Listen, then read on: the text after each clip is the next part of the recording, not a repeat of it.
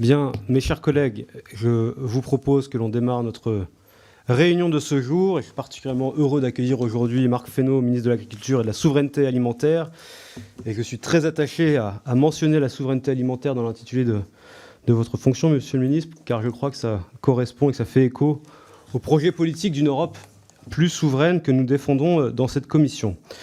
En matière agricole, notamment avec la politique agricole commune, chacun sait le rôle que l'Europe joue et surtout quelle importance ont nos agriculteurs pour nous nourrir sans dépendre d'autres puissances. Et je salue aujourd'hui la présence de quelques parlementaires qui ne sont pas forcément membres de la Commission des Affaires européennes, mais qui nous font l'amitié de venir grâce à votre présence aujourd'hui. J'imagine qu'ils auront des questions à vous poser. Monsieur le ministre, la guerre en Ukraine a créé un contexte géopolitique nouveau qui rend plus que jamais nécessaire la préservation de notre souveraineté alimentaire européenne. L'Ukraine, parfois présentée comme le grenier à blé de l'Europe, et la guerre fait peser sur la production et les exportations de blé une épée de Damoclès. Comme ministre et comme bosseron aussi, je sais que vous êtes attaché à tenir une ligne de crête entre permettre aux agriculteurs de vivre de leur travail, mais aussi limiter la hausse des prix alimentaires.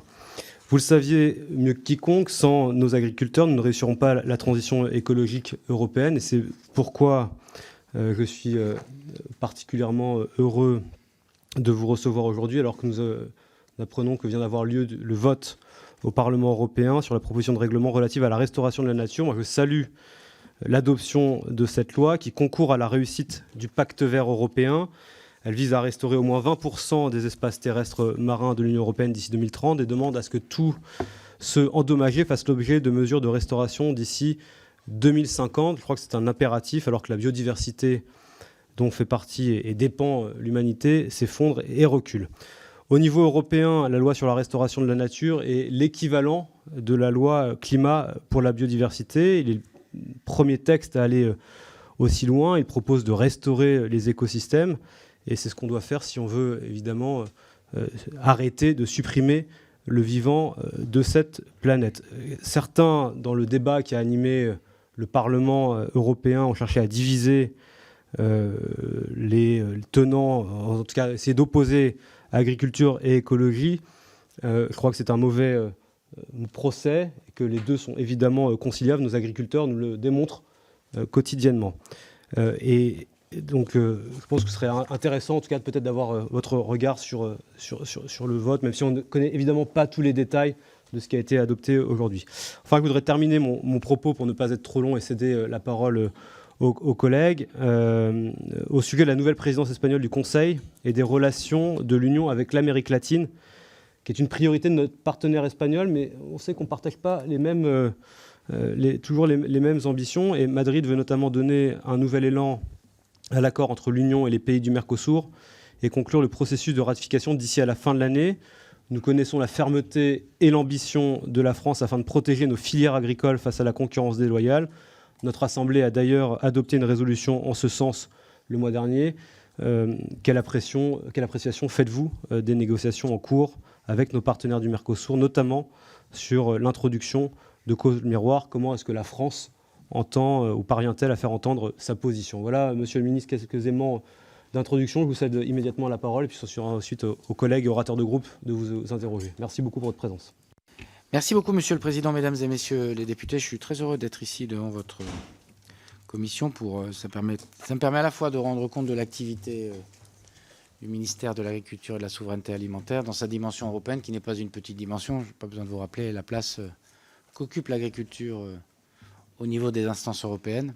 C'est la première politique à ce point intégrée qui existe au niveau européen. Et donc, je vais essayer de ne pas être trop long dans mon propos liminaire pour pouvoir répondre à vos questions. D'abord, pour vous parler de la PAC. C'est quand même une des pierres angulaires qui pose la politique agricole. Il faut relire les textes de 62 parce qu'au fond, c'est là qu'on voit la puissance de ces textes, d'ailleurs. Les principes qui avaient été posés dans la PAC de 62 sont à peu près les principes auxquels on pourrait se référer. Il n'y avait pas la dimension des règlements climatiques qui vient structurellement à perturber les choses. Mais sur les grandes intentions qui étaient celles à l'époque des fondateurs de la PAC, c'était il y a 60 ans et ça reste d'une modernité assez criante. Deuxième sujet sur la PAC, vous dire, elle est entrée en vigueur en 2023, donc c'est difficile de faire un bilan pour dire les choses très sincèrement. Je vous en ferai quand même un bilan provisoire.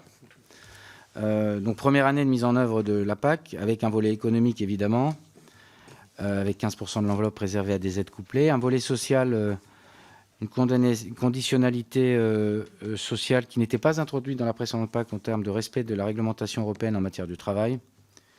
Et puis c'est pas que social, mais l'idée d'introduire la notion de droit à l'erreur dans la PAC. On sait à quel point il y a un certain nombre d'agriculteurs qui parfois de bonne foi ont fait une erreur et ne peuvent de ce fait pas bénéficier de la PAC. Et donc c'est un élément sur lequel on est vigilant dans sa mise en application.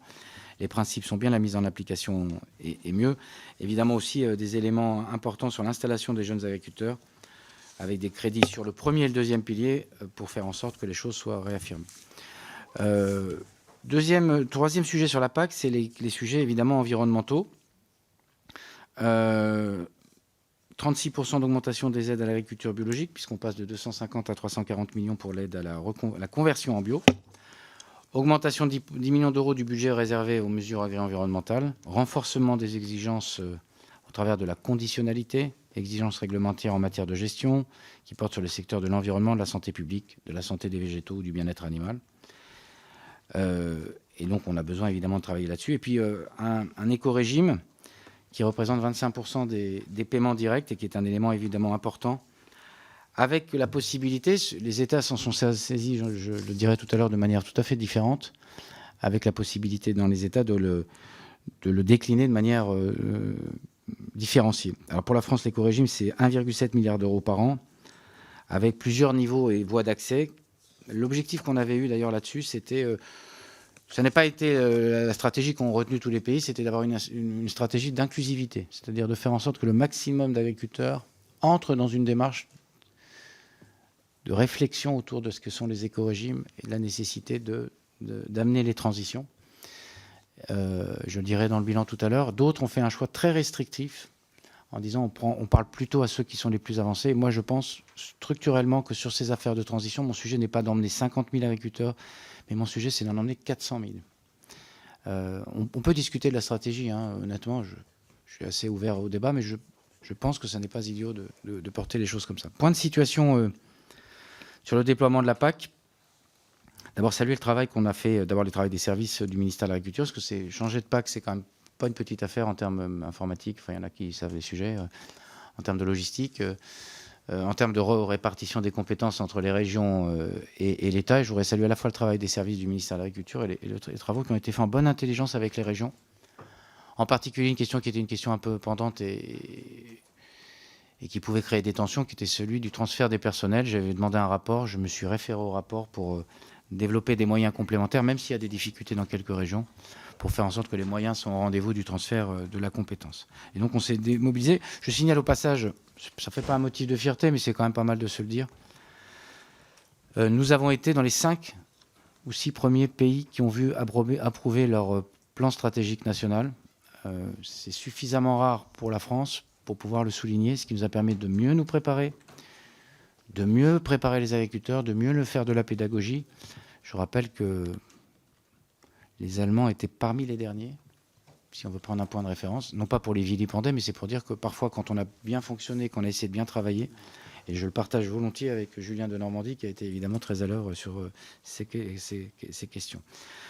Quel est pour le point de vigilance? On avait 2 points de vigilance, un qui est passé et un qui est à venir. Le premier point de vigilance, c'est de faire en sorte que le système informatique, il y avait eu un épisode un peu douloureux en 2015, à la fois sur la télédéclaration et sur les paiements, de faire en sorte qu'on, tirant expérience, hein, parce que je vois Guillaume Garot qui sourit, mais c'est pas pour faire la leçon, parce que d'abord Guillaume Garot me connaît, mais parfois c'est compliqué, autant tirer expérience des difficultés qu'on a pu rencontrer, parce que télédéclaration compliquée plus paiement en retard, c'est un truc qui peut mettre assez vite de l'éruptivité dans les campagnes. Nous en sommes un certain nombre à le savoir. Et donc on s'est mobilisé d'abord pour assurer une télédéclaration. La première campagne a démarré le 1er janvier pour les animaux, et puis c'est poursuivi après, elle a pris fin le 31 mai pour les autres filières. J'ai fait le choix très tôt d'annoncer que je donnais un délai supplémentaire de 15 jours parce que les outils informatiques étaient en train de se déployer, c'était pas la peine de mettre de la pression. Ça pouvait supporter 15 jours de délai. Ça a permis, je pense, d'accompagner de façon rapprochée les demandeurs d'aide. Je signale d'ailleurs que on a eu cette année, dans cette nouvelle PAC qui est assez complexe. Elle est assez complexe parce qu'on l'a voulu complexe. Hein. Parce que souvent on dit qu'elle est complexe que c'est l'Europe. Non, elle est complexe que la France a fait le choix d'avoir des dispositifs qui soient mieux différenciés, qui permettent de tenir compte de telle ou telle filière, de telle ou telle nature de sol, etc. Et donc ça a produit évidemment ça. Mais pour la première fois, de façon très importante, les agriculteurs ont beaucoup plus sollicité les chambres d'agriculture, les réseaux divers et variés qui les accompagnent pour les aider dans la télédéclaration, parce qu'il y avait des sujets qui avaient besoin d'être éclaircis. Et donc ça a été évidemment un important dossier. À la fin de la période de télédéclaration, 315 000 dossiers ont été signés.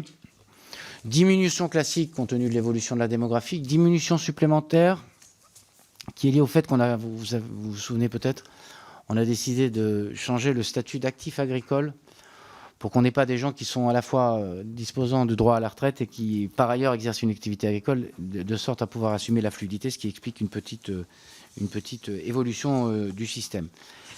Et vous dire aussi à date, alors difficile aujourd'hui de faire, on le fera, je me suis engagé devant les professionnels et les associations, enfin les professionnels, mais c'est valable pour tout le monde, à faire un bilan très précis de qu'est-ce qui a été fait. Simplement, un point de satisfaction pour moi, 90%, plus de 90% des agriculteurs se sont inscrits dans l'éco-régime.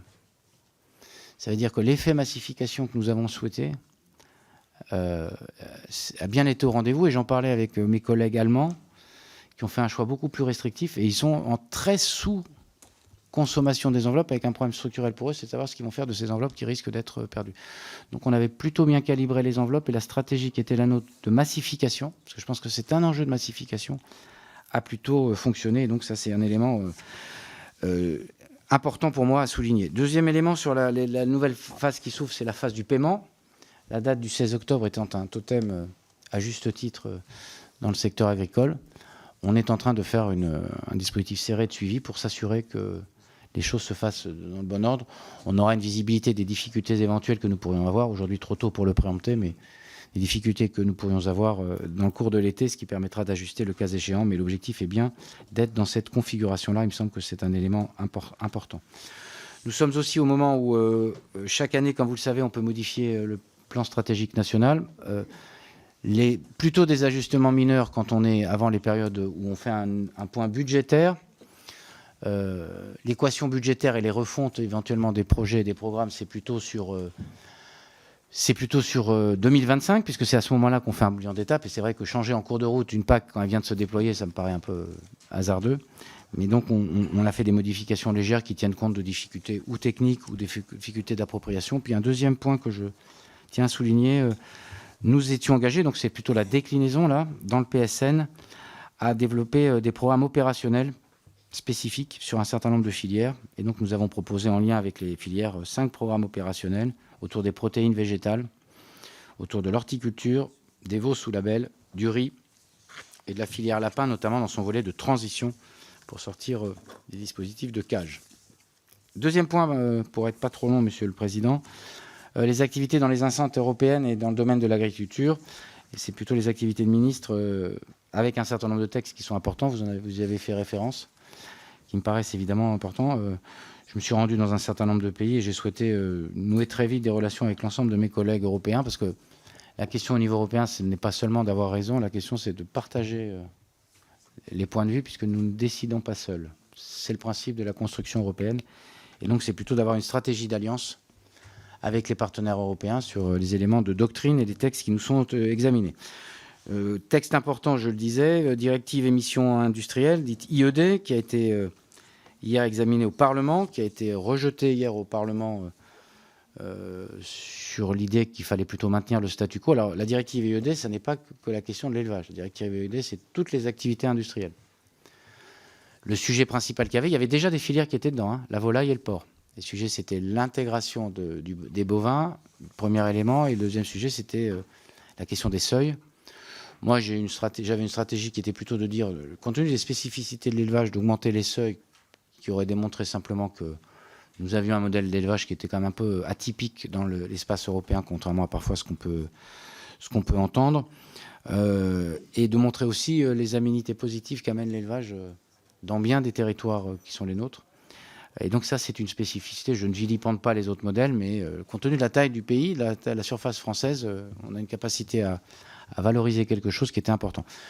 Faute de points d'accord sur des seuils qui étaient satisfaisants, le Parlement européen, alors le trilogue va se poursuivre, mais le Parlement européen a décidé de maintenir le statu quo, c'est-à-dire qu'on reste, pas de changement, pour dire les choses très clairement, pas de changement pour les éleveurs français. Ceux qui y sont, y restent, et ceux qui n'y étaient pas, n'y rentrent pas, pour dire les choses de façon assez simple. Pour ceux qui pourraient vous poser des questions, il me semble que c'est un élément. J'aime jamais quand le seul leitmotiv est le leitmotiv du statu quo. Parce que je pense que le statu quo n'est pas forcément la même posture. Ça revient à ça d'une certaine façon. Mais ça montre aussi le travail qu'on a essayé de faire au niveau européen pour dire que quand même tous les élevages n'étaient pas de même nature et tous ne relevaient pas du même registre de délibération. Donc il va falloir rester attentif au fait que les discussions vont se poursuivre. Le vote au Parlement européen n'est pas l'aboutissement final, hein, en tout cas à cette étape-là. Le trilogue va se poursuivre et je resterai attentif à ce que dans les négociations... sur les seuils, sur les règles d'exploitation, etc., on reste bien dans les pures, qui est celle qui était la philosophie générale. Il me semble que c'est un élément important. Le travail se poursuit de façon importante. Et puis moi, je suis très attentif, je le dis pour ce texte, comme pour tout le reste. Il me semble que sur ces sujets où nous sommes en marché unique et en marché ouvert, ne pas se poser la question d'avoir des règles qui soient européennes et rien d'autre qu'européennes serait une erreur. Et donc... tout acte qui viendrait à dire on vient de mettre de la contrainte supplémentaire au niveau national me paraît contre-productif par rapport à la volonté que nous avons d'abord de parler en européen et de ne pas créer des sources de distorsion qui sont incompréhensibles et qui viennent frapper parfois trop souvent la question de l'agriculture. Deuxième élément de texte, la question nouvelle technique génomique, règlement, je les lis, je vais vous expliquer pourquoi, et règlement sur l'utilisation durable des produits phytosanitaires. Pourquoi je fais le lien? Parce que le règlement dit sûr, c'est un règlement qui vise à réduire l'utilisation des produits phytosanitaires. La position française a toujours été la même, c'est pas de théorie de mise sous cloche, c'est-à-dire les territoires en particulier, ceux qui sont classés en zone fragile, ne peuvent pas être contraints à rentrer dans une logique de zéro, parce que ça ne se tiendra pas dans un certain nombre de territoires. Par ailleurs, je considère que la parole donnée par l'État, en particulier sur les zones Natura 2000, à l'époque où on a fait le zonage, était de dire on porte des démarches volontaires, on ne porte pas des démarches contraignantes. Et donc je pense qu'il y aurait une rupture de confiance avec le monde agricole si nous n'étions pas capables de dire c'est bien cette trajectoire-là qu'on vient. Mais nonobstant ces remarques, moi, je pense que sur les éléments de pesticides, on a besoin d'avoir une doctrine européenne. Y compris, et ce n'est pas parce qu'elle est européenne qu'elle n'est pas exigeante. Mais tout ce qui viendrait faire qu'on n'a pas une doctrine européenne, à mon avis, vient d'abord taper l'esprit européen et vient impacter notre capacité de souveraineté. Donc moi, je pense que c'est au niveau européen qu'on peut porter des exigences. Ça permet de mettre tout le monde à niveau. Et nous ne sommes pas les plus en retard sur ces sujets-là par ailleurs. Et donc c'est un intérêt, y compris de compétitivité, d'essayer d'aligner tout le monde. Deuxième sujet, c'est pour ça que je le lis et je pense que c'est intelligent, en tout cas c'est la stratégie que j'ai, de lier les deux sujets, les NBT et les NGT qui vont apparaître dans le paysage global. Moi, il me semble que, d'abord, c'est une technologie qui est en rupture avec les technologies classiques des OGM. Ce n'est pas du tout la même technologie. Donc je vois bien que certains voudraient l'associer, ça n'est pas un gène exogène qu'on fait, on accélère des processus qui, de toute façon, sont le produit. La mutation génétique est un phénomène naturel. Hein. Nous sommes des NBT, si je peux dire, tous. Parce que nous sommes le produit des modifications génétiques. Sauf qu'on accélère le processus, et je trouve que ça a un intérêt dès lors, et ça a été la position constante de la France, que CNBT et CNGT sont au service de la transition, c'est-à-dire de la réduction des produits phytosanitaires, de la résilience face à la sécheresse. Et c'est donc ça la position, avec l'espoir que j'ai beaucoup œuvré avec un certain nombre de collègues européens pour faire en sorte que le texte soit bien posé sur la table, symétriquement assure, pour qu'on dise restriction, solution. Parce que sinon, on aura du mal à avancer. Alors, je ne dis pas ce que je n'ai pas dit, ou ne me faites pas dire ce que je n'ai pas dit, c'est que toute la solution n'est pas dans les NBT et les NGT. Mais une partie des solutions et des défis que nous avons peuvent être sur un certain nombre de ces sujets. Donc, on va continuer le travail. Et j'en finis, Monsieur le Président, sur deux sujets. D'abord, vous l'avez évoqué, les conséquences de la guerre en Ukraine. Le paradigme européen n'est pas tout à fait de même nature après une crise Covid et une guerre en Ukraine. qu'est-ce qu'a interrogé le phénomène de la crise Covid, c'est qu'est-ce qui se passe quand les frontières se ferment et comment on s'organise pour assurer notre sécurité. C'est plutôt de la sécurité alimentaire d'ailleurs que de la souveraineté, en l'occurrence. Donc ça interroge sur les fragilités du système et la dépendance aux autres. Deuxième élément, la guerre en Ukraine, elle a mis en exergue d'abord qu'il y a quand même des gens qui pensent le temps long et que le président Poutine avait pensé 2 sujets il y a 20 ans, c'est pas il y a 5 ans, il y a 20 ans, qui étaient énergie et alimentation, en disant avec ça, je tiens une partie de l'équation mondiale et je fais de la géopolitique avec ces 2 sujets. Bon, on n'aurait pas forcément tous parié là-dessus. Ce qui nous invite d'ailleurs à sortir un peu de la naïveté et d'essayer d'être lucide. Je pense que l'alimentation devrait être une arme de paix. Enfin, il y a des gens qui en ont fait une arme de guerre. Donc, il ne faut quand même pas complètement être naïf. Deuxième élément, ça a montré l'extrême dépendance d'une partie des secteurs agricoles sur la partie énergétique, si je rentre par ce bout-là, sur la partie des engrais, qui est une partie énergétique aussi d'ailleurs, de nos systèmes agricoles. Et donc, ça nous invite plutôt à essayer de trouver de la souveraineté, y compris dans un processus de décarbonation qui nous évite de nous retrouver dans la situation où les décisions de Poutine viennent impacter nos propres décisions et nos propres équations économiques. Ça, c'est plutôt du temps long. Et pour moi, ça ne peut pas être autre chose qu'une stratégie européenne. La stratégie européenne, on ne peut pas dire il faut qu'on parle de souveraineté de défense, on ne peut pas dire de souveraineté de matériaux, on ne peut pas dire souveraineté sur l'intelligence artificielle, sur l'aéronautique, sur les batteries, et pas se dire qu'on a besoin de souveraineté sur la question alimentaire. Évidemment, c'est un élément important. Deuxième élément quand même, on a un sujet que vous avez vu naître sans doute au niveau européen, au Conseil des ministres et dans l'entre pays européens, c'est le sujet de la solidarité. La France, comme tous les pays européens, ont exprimé leur solidarité, notamment par des mesures de libéralisation des échanges avec l'Ukraine, pour faire en sorte qu'ils puissent trouver, là où les éléments étaient bloqués, une forme de destination à un certain nombre de leurs productions, reconnaissant aussi que ça peut déstabiliser un certain nombre de marchés. Donc il faut qu'on trouve une tension, au bon sens du terme, entre soutien à l'Ukraine, mais que ça ne vienne pas effondrer l'édifice européen. Vous avez vu les 5 ou 6 pays des frontaliers qui ont pris des mesures unilatérales contre les traités. Et si on commence à rentrer dans des mesures unilatérales, c'est le démantèlement, non pas que de l'esprit, mais de la lettre de ce qu'est l'aventure européenne. Parce que si chacun, au gré de son intérêt, décide de mesures unilatérales, il n'y a plus d'Europe. Je le dis très franchement. Et donc j'ai pris l'initiative, ce qui est assez rare dans une enceinte assez feutrée et très diplomatique. Et pour moi, c'est un compliment de l'enceinte des ministres de l'Agriculture de prendre une initiative vis-à-vis de la Commission pour leur dire qu'ils devaient être garants, 1, de l'unité européenne, 2, du respect des statuts, et 3, de la transparence des décisions qui y sont prises. Ça, je pourrais te croire que ça s'est un peu vu. À un moment, il faut quand même dire des choses à la Commission européenne. On ne peut pas laisser faire tout et que chacun dans son État décide tout seul. Ou alors, on remet en cause, et on a embarqué 14 ou 15 ministres, et ça nous paraît un élément important, ce qui a permis aussi de délivrer des paquets d'aide. C'est là-dessus qu'on a buté sur les paquets d'aide réserve de crise, qui sont des éléments évidemment importants. Il y a toute justification à faire de la réserve de crise sur les conséquences de ce que j'évoquais avec les pays frontaliers de l'Ukraine. Bon, il y a toute légitimité aussi à parler de réserve de crise sur les sujets que nous avons en France comme dans d'autres pays européens, les conséquences encore de la guerre en Ukraine, les effets de la sécheresse ou les autres calamités qui parfois nous accablent. Et donc, c'est comme ça que s'est délivré le paquet de crise.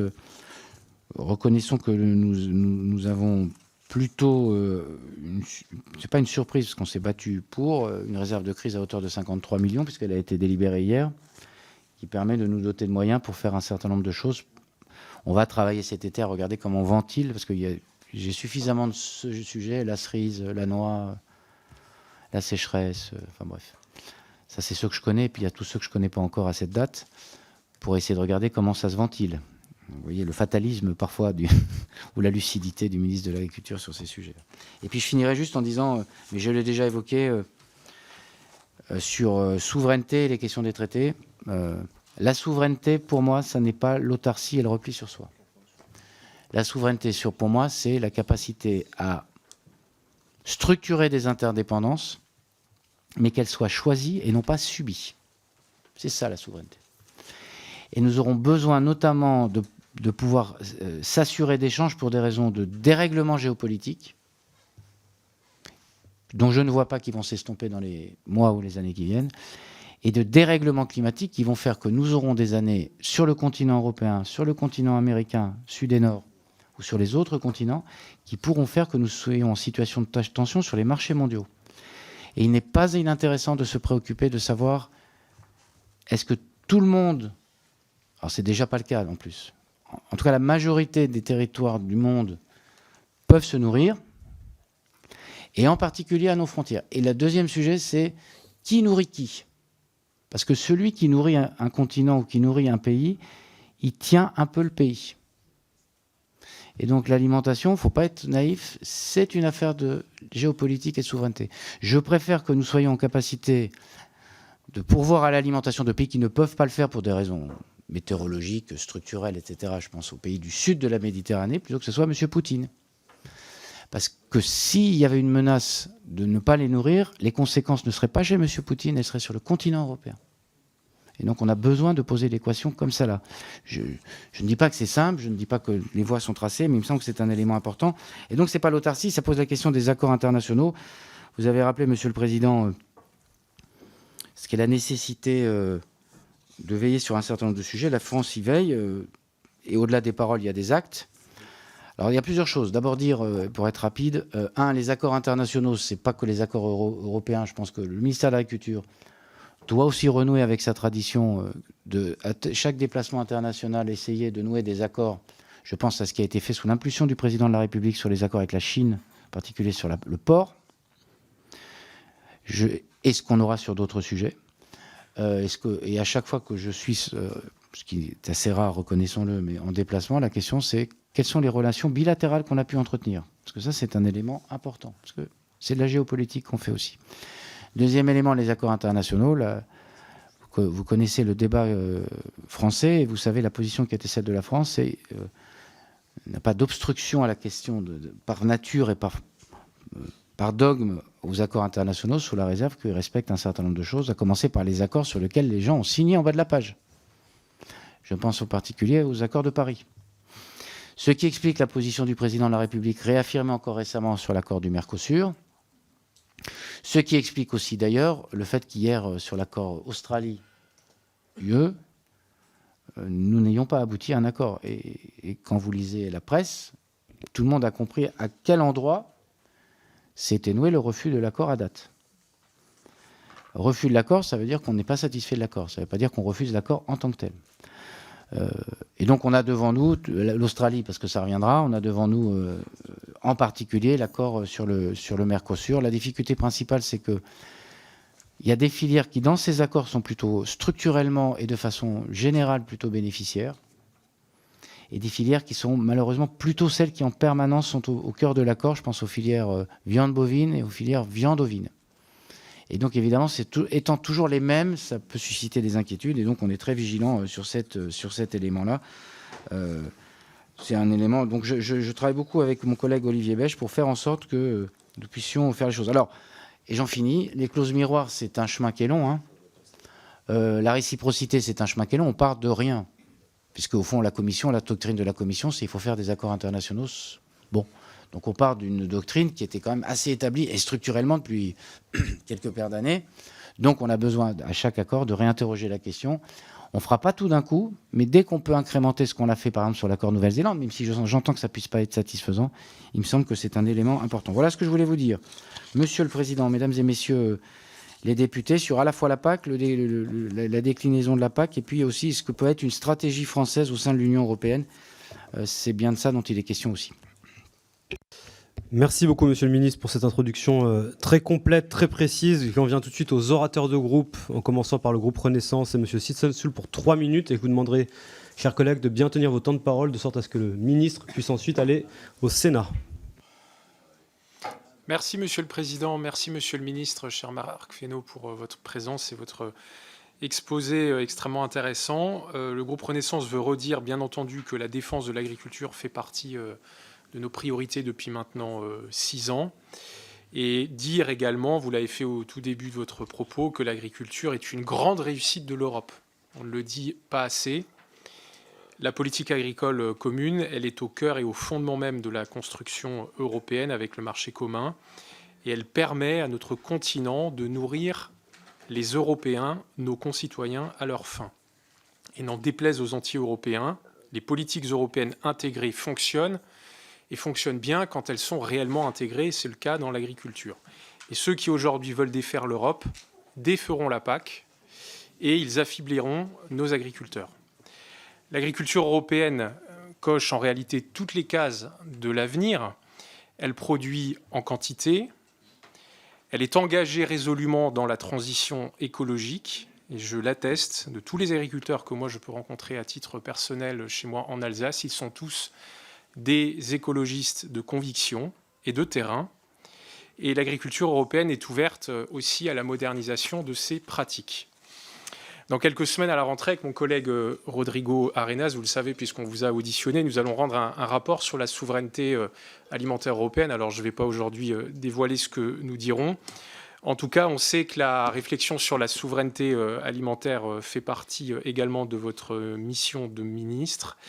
Vous avez déjà un peu esquissé des choses dans le propos introductif, mais est-ce que vous pouvez préciser comment est-ce que, selon vous, on s'assurera au XXIe siècle que notre continent restera bien souverain sur le plan de l'alimentation? Ma seconde et dernière question sera plus sectorielle. Venant du centre Alsace, je suis d'un territoire où il y a beaucoup de production de betteraves. J'ai également l'honneur d'être le député d'une sucrerie, la sucrerie d'Erstein. Et donc la décision de la Cour de justice de l'Union européenne du 19 janvier 2023 a été un choc pour les betteraviers et la filière sucrière française. De fait, nous avons interdit en France le traitement contre la jaunisse qui est encore autorisé ailleurs, et c'est bien le sujet. Vous aviez dit en janvier que la France assurera de l'homogénéité de l'application de la décision de la Cour sur le territoire de l'Union pour éviter toute distorsion de concurrence. 6 mois après, Monsieur le Ministre, est-ce que vous pouvez nous faire un bilan du travail de vos services à Bruxelles sur le sujet de la betterave? Merci. Merci beaucoup. La parole est à Joëlle Mélin pour le Rassemblement national et pour 3 minutes. Merci, Monsieur le Président. Merci, Monsieur le Ministre, d'être avec nous. Il est clair qu'au fil des années, depuis sa création, la PAC a changé complètement d'objet. Si au départ, elle avait une visée particulièrement quantitative, ce qui a expliqué des politiques d'exploitation intensive, avec les dégâts que nous connaissons aujourd'hui, elle est actuellement beaucoup plus qualitative, évidemment. Et la nouvelle PAC, en particulier, doit fournir aux citoyens de l'Union alimentaire de l'Union européenne une alimentation sûre, à un prix abordable, assurer un niveau de vie équitable aux agriculteurs et préserver les ressources naturelles en respectant mieux l'environnement. Or, ce sont 3 objectifs auxquels, il faut bien le dire quand même, l'admettre, la PAC actuelle a de plus en plus de mal à répondre. Au regard de l'inflation des prix alimentaires, de la concurrence déloyale liée aux accords de libre-échange et des difficultés de faire appliquer les clauses miroirs, et je pense à certaines filières en particulier, vous avez parlé d'Australie tout à l'heure, il y avait déjà eu un problème avec les graines de lin il y a déjà pas mal de temps, et la filière pommes de terre avec le Canada. Les effets au niveau de chaque pays, les suicides des agriculteurs, le surendettement, le manque de renouvellement des générations, la pollution des sols et le manque de contrôle des importations qui reste un problème tout à fait pendant.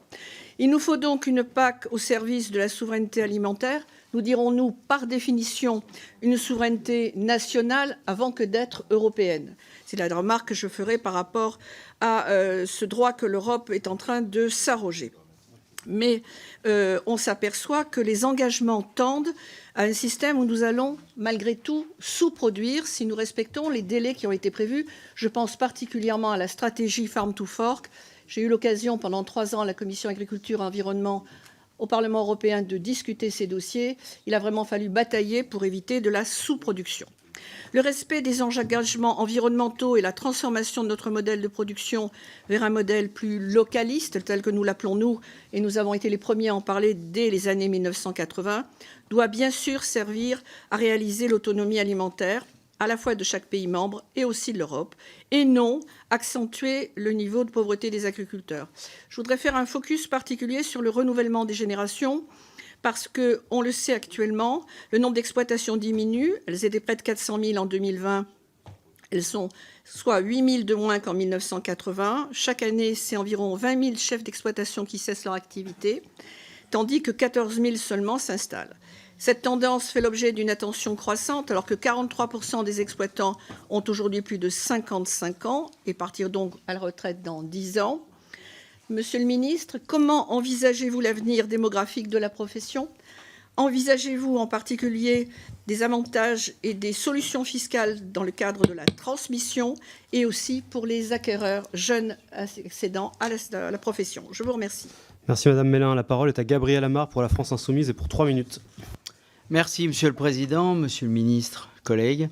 En octobre 2021, l'autorité environnementale affirmait dans son avis que le plan stratégique national de la PAC ne prenait pas en compte au juste niveau les enjeux environnementaux.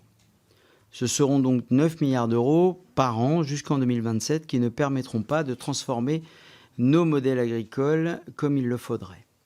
L'urgence écologique n'est pas prise au sérieux et les quelques mesures envisagées, permettez-moi de les qualifier de quelque peu cosmétiques. La Cour des comptes elle-même expliquait que les politiques de verdissement de la PAC n'avaient que peu d'effets concrets, tandis que les indicateurs de la biodiversité, eux, ne cessent de se dégrader, que l'utilisation de pesticides ne diminue pas et que la conversion à l'agriculture biologique est trop lente. Seulement 9,5% de la surface agricole utile française est consacrée au bio, alors que les objectifs étaient fixés à 15% pour 2022. Concernant les pesticides, l'État a ignoré les objectifs de réduction qu'il s'était fixés et a failli à son obligation de protection des eaux souterraines. Il a, pour cela, été condamné le 29 juin dernier par le tribunal administratif de Paris grâce au travail mené par le collectif Justice pour le Vivant. De même, vous ignorez la question de l'élevage, qui représente pourtant plus de 50% des émissions de gaz à effet de serre d'origine agricole. Je ne vous apprends pas que nous consacrons plus de 10% de nos surfaces agricoles à la production de maïs afin de gaver des millions d'animaux entassés dans des fermes-usines. Vous pouvez tordre le problème dans tous les sens. Aucun projet de politique agricole n'est crédible s'il ne prévoit pas de réduire notre production et notre consommation de viande.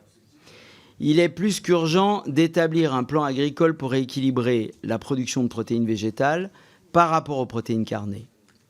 En plus de rendre la dignité aux animaux aujourd'hui maltraités et torturés, c'est un incontournable moyen de répondre à la crise climatique et à l'urgence, dans le contexte que nous vivons, je pense que ça saute aux yeux, d'être sobre en eau. Je vous remercie. Merci beaucoup. La parole est à Frédéric Petit pour le groupe démocrate, pour 3 minutes. Merci. Il n'y a pas les là. Très bien. Merci, Monsieur le Président, Monsieur le Ministre. Je crois que ma question est assez connue. Je sais qu'elle est absolument importante. Je suis persuadé que la PAC que vous avez rappelée, dont vous avez rappelé l'intérêt et la solidité historique depuis 1962, je pense qu'on a du mal à apprécier dans nos régions le bouleversement qu'elle va connaître, pas dans les 2-3 années qui viennent, peut-être même pas à l'échéance de la nouvelle PAC, peut-être encore en 2025, ça commencera à se voir, mais elle va être complètement bouleversée par le fait que nous allons accueillir au sein de l'Union européenne le grenier à blé du monde. Évidemment, vous l'avez un peu abordé, ça va transformer un certain nombre de pratiques, et de pratiques ce que j'appellerais de volume, comme l'a dit notre collègue Mélin tout à l'heure, mais je crois qu'il ne faut pas oublier 2 autres données, qui sont les données de logistique, et donc de ce que j'appelle l'accompagnement industriel autour de l'agriculture, qui va être complètement transformé. Je ne peux pas être, nous avons des Français qui sont agriculteurs en Ukraine, leur premier problème c'est de savoir le train, vous l'avez rappelé tout à l'heure, si je produis et si je ne peux pas emmener quelque part, ça ne sert à rien, et c'est mon premier problème. Il y a ce problème donc de la circulation. Je pense par exemple que voudra dire circuit court quand l'Ukraine sera membre de l'Union européenne. Nous devons repenser ces choses-là. Nous avons également énormément à repenser avec l'entrée de l'Ukraine, et comme nous l'avons un peu raté avec l'entrée d'autres pays, sur le foncier. la propriété du sol qui est dans ces pays, dans ces traditions extrêmement différentes. Vous connaissez, nous avons des agriculteurs français qui se sont suicidés encore récemment en Pologne pour ces raisons, parce que nous n'avons pas encore réussi, même avec la Pologne, à le régler. Donc sur ces 3 domaines qui sont le volume et le déséquilibre de la logistique et tout ce qui accompagne les productions autour de l'agriculture, et 3, les problèmes de foncier et d'environnement, est-ce que vous pouvez me rassurer en me disant que nous commençons à y réfléchir? Je sais bien que ça va être utile peut-être en 2027-2035, mais sans une réflexion profonde qui démarre aujourd'hui avec tous les acteurs, je ne vois pas comment on pourrait être prêt à continuer à faire de la subvention, de la faire un pilier 1, un pilier 2. Tout va être transformé et va avoir des imbrications que nous devons commencer à réfléchir aujourd'hui. Et je suis tout à fait d'accord avec la définition que vous avez faite de la souveraineté. Et si nous ne faisons pas ce travail dans cet esprit de recherche de souveraineté géopolitique, pas uniquement agricole, je pense que nous prévoyons pour nos enfants des maux de tête. Merci. Merci Monsieur Petit. La parole est à Guillaume Garot pour le groupe socialiste et pour 3 minutes. Merci Monsieur le Président. Merci à Monsieur le Ministre de sa présentation synthétique et précise sur le sujet que nous évoquons aujourd'hui. La souveraineté alimentaire, ça repose d'abord sur 2 piliers. La disponibilité, c'est la question de la quantité, est-ce qu'on produit assez? Et puis il y a un 2e pilier qui est celui de l'accessibilité alimentaire. C'est la distribution ensuite de la production. Et ce qu'il faut voir d'abord, au plan européen, il y a une étude récente qui l'a mis en avant, c'est qu'aujourd'hui, au sein de l'UE, qui est quand même la première puissance agricole mondiale, il y a 30 millions de nos concitoyens qui ne peuvent pas manger un repas de qualité plus d'1 jour sur 2. 30 millions, 1 jour sur 2. Ça pose les choses. D'abord, ce qu'il faut dire, c'est qu'en termes de production brute, il y a un virage, et moi je le reconnais aisément, qui a été pris, qui était indispensable pour renforcer notre souveraineté dans des domaines stratégiques. Je pense aux protéines végétales. Bon, très bien, ça va dans le bon sens. Après, la question qu'on doit se poser, on le disait à l'instant avec Dominique Potier, c'est est-ce qu'on a mis les moyens suffisants? En effet, sur le plan de relance, on a mis des moyens, mais est-ce que c'est au niveau du défi qu'on doit relever? Je pense que la question doit être posée. Ensuite, ce qu'il faut dire, c'est que notre production à long terme dépend aussi des conditions de cette production. Et là, je fais référence bien évidemment à la santé de la planète, à la santé des sols, à la disponibilité de la ressource en eau. Et là-dessus, je dois dire que nous avons, beaucoup d'interrogations. Et même des doutes. Parce que nous ne sommes pas convaincus qu'au rythme actuel, nous serons en mesure de respecter l'objectif de réduction des pesticides, de l'utilisation des pesticides à horizon 2030 de moitié. On est même sûr de l'inverse. Donc oui, il y a une doctrine européenne, Monsieur le Ministre. Simplement, est-ce que nous, Français, on est au niveau de cette doctrine? C'est quand même une question qu'on doit se poser. Alors, on nous dit toujours, et le collègue Renaissance le disait lui aussi, il faut qu'on soit sur un pied d'égalité avec nos principaux partenaires et concurrents au sein de l'Union. C'était votre discours. Mais à ce compte-là, on ne fait pas grand-chose. Hein. Et ça ne peut pas être le paravent à nos renoncements ou le paravent à un pas lent.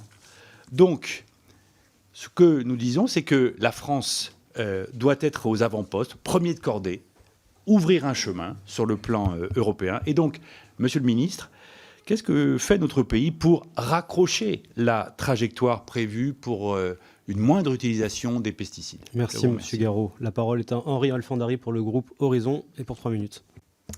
Merci, Monsieur le Président. Monsieur le Ministre, la souveraineté alimentaire de notre continent dépend en grande partie de notre capacité d'approvisionnement en engrais pour nos cultures. Or, avec la guerre russo-ukrainienne, nous avons pu constater que plus de 30% des engrais azotés, 65% des engrais phosphatés et 90% des engrais potassiques utilisés en Europe sont importés et près de la moitié de ces importations proviennent de la Russie, de l'Ukraine et de la Biélorussie. La production d'engrais azotés sur notre continent dépend aussi de notre approvisionnement en gaz naturel. On voit finalement se conjuguer les dépendances énergétiques et les dépendances aux engrais. À l'image du plan REPowerEU, qui avait été lancé après le début de la guerre en Ukraine pour renforcer notre indépendance énergétique, peut-être devrait-on lancer un plan ReFertilize-EU. Pouvez-vous nous dresser un état des lieux des solutions envisagées pour renforcer l'autosuffisance de l'Union européenne en production d'engrais? Peut-on compter sur un déploiement à plus large échelle d'une production d'azote, d'ammoniac à partir d'hydrogène? Merci beaucoup. La parole est à André Chassaigne pour le groupe GDR et pour 3 minutes. Merci, Monsieur le Président. Monsieur le Ministre, tout d'abord, en lien avec la mission que je remplis avec Nicole Lepay sur les plans stratégiques nationaux, avec 2 questions, d'autres arriveront par la suite. La première question concerne le passage d'un paiement à l'hectare à un paiement à l'actif. Ça nous revient souvent, on a le système des vases communicants qui fait qu'on ne veut pas déshabiller Pierre pour habiller Paul, et ça aboutit à une forme de statu quo. Est-ce qu'il ne faudrait pas revenir sur ce point lors de la révision, qui peut être annuelle, du plan stratégique national?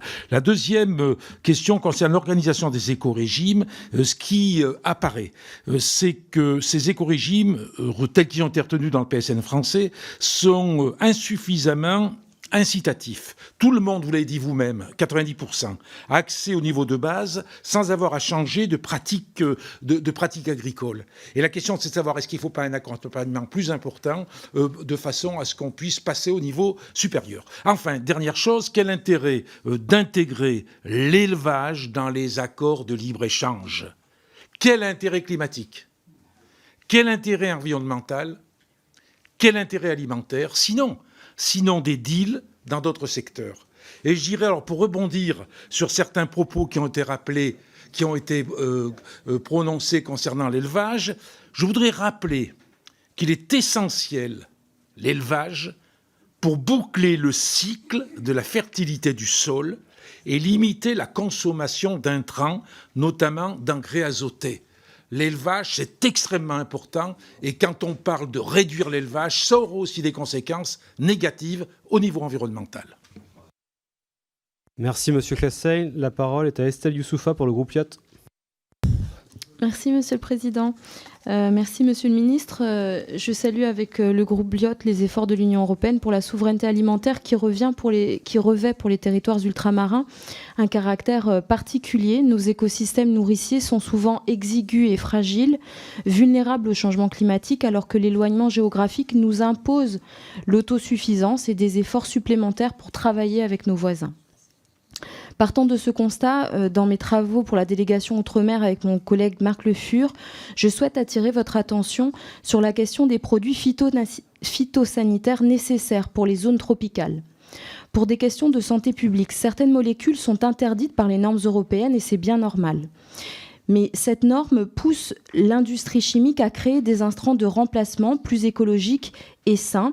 La recherche étudie et crée pour le marché européen de climat tempéré, mais écarte systématiquement l'investissement pour les intrants destinés aux zones tropicales, subtropicales ou équatoriales. Faute de mobilisation de la science agronomique de l'Union, nos agriculteurs ultramarins, qui sont aussi des citoyens européens, sont donc privés de ces précieux herbicides, insecticides et fongicides indispensables pour la souveraineté alimentaire des territoires ultrapériphériques européens. Pire encore, ces molécules interdites sont utilisées dans les pays voisins qui bénéficient, eux, d'accords pour vendre leurs produits agricoles en zone européenne. Nos paysans se trouvent ainsi privés d'intrants qui sont utilisés par leurs concurrents directs. Ma question est donc simple, Monsieur le Ministre. Que comptez-vous faire pour interdire l'accès au marché de l'Union européenne aux produits agricoles qui sont cultivés en utilisant des produits phytosanitaires prohibés au sein de l'Union européenne ? Et que proposez-vous pour que nos agriculteurs ultramarins disposent enfin des molécules nécessaires à leur activité ? Je souligne que pour Mayotte, que je représente, des décisions rapides sur ces questions techniques auraient un impact direct et immédiat sur l'approvisionnement en produits frais qui est très difficile pour nous. Cela permettrait à Mayotte d'agir sur la cherté de la vie, de diversifier et d'augmenter la qualité nutritionnelle de notre alimentation pour nous permettre in fine de vivre mieux et en meilleure santé. Je vous remercie. Merci beaucoup. La parole est à vous, Monsieur le Ministre. C'est là. Merci beaucoup, Monsieur le Président. Je vais prendre dans l'ordre des interventions. Monsieur Silensu, vous m'avez posé 2 questions. Comment assumer la souveraineté alimentaire?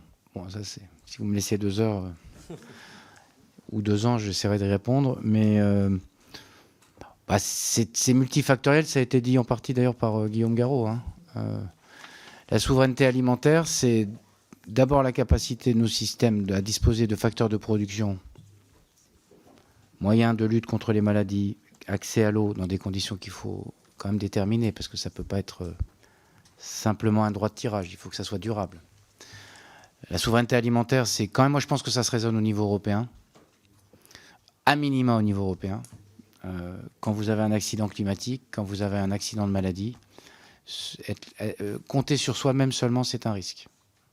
Et donc c'est la capacité à assurer les interdépendances. La souveraineté alimentaire, c'est s'assurer que, ça rejoint la question qui a été posée par M. Alfandari sur les engrais, c'est-à-dire de s'assurer que dans les facteurs de production, ceux qui pour l'instant sont extérieurs à nos frontières, c'est plutôt chez nous qu'ils sont produits et on n'est pas soumis à la fluctuation des prix de l'énergie ou aux desiderata de tel ou tel chef de l'État. La souveraineté alimentaire, enfin, pour faire court, puisque ça permettra d'avoir d'autres questions, la souveraineté alimentaire, j'ai oublié ce que je voulais dire. Non, la souveraineté alimentaire, c'est de penser le système comme durable. Pour moi, la question de la durabilité ne vient pas s'opposer à la question de la souveraineté. Si nos écosystèmes se dégradent trop, si on ne préserve pas la ressource en eau, si on ne pense pas plutôt système que filière, si on n'est pas capable de diversifier, on va dans un certain nombre de secteurs en impasse. Et moi, je suis très frappé de voir les témoignages d'un certain nombre d'agriculteurs qui ne savent plus trop quoi planter.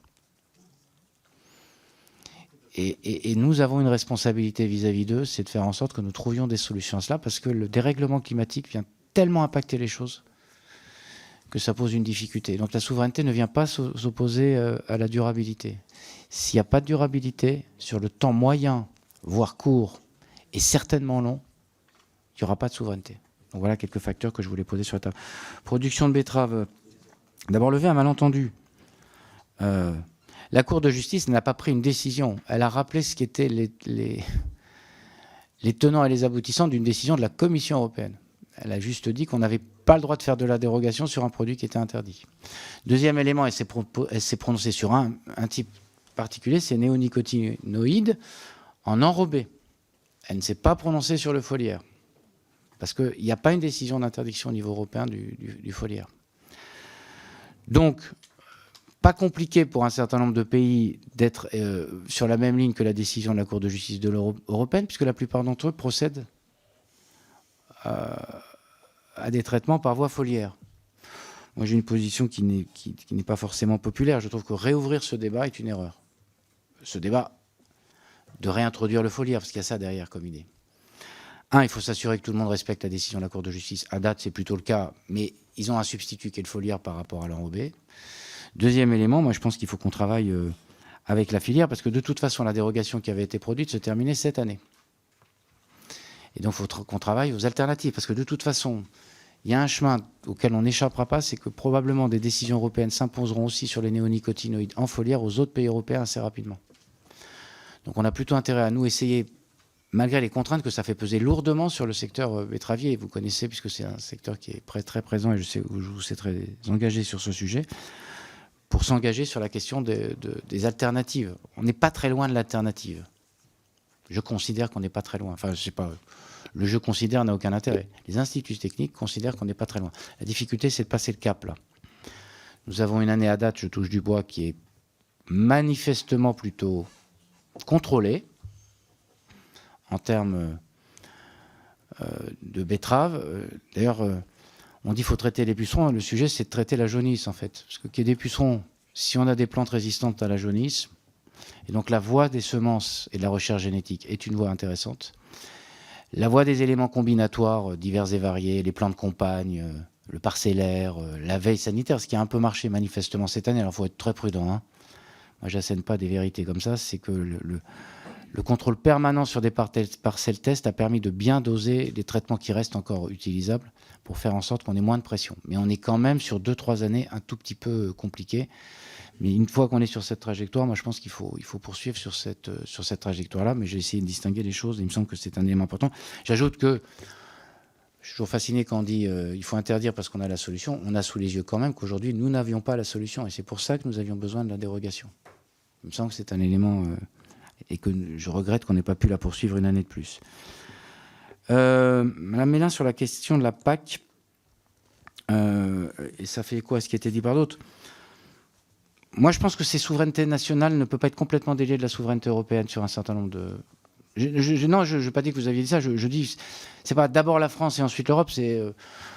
deuxième, c'est l'Europe et la France dedans qui joue sa partition et de grands atouts. Deuxième élément, j'alerte sur le fait que quand même, si on a encore une filière porcine qui est assez dynamique en France, malgré des épisodes qu'on connaît, parce que c'est un peu cyclique, c'est parce que la filière porcine est assez profondément exportatrice.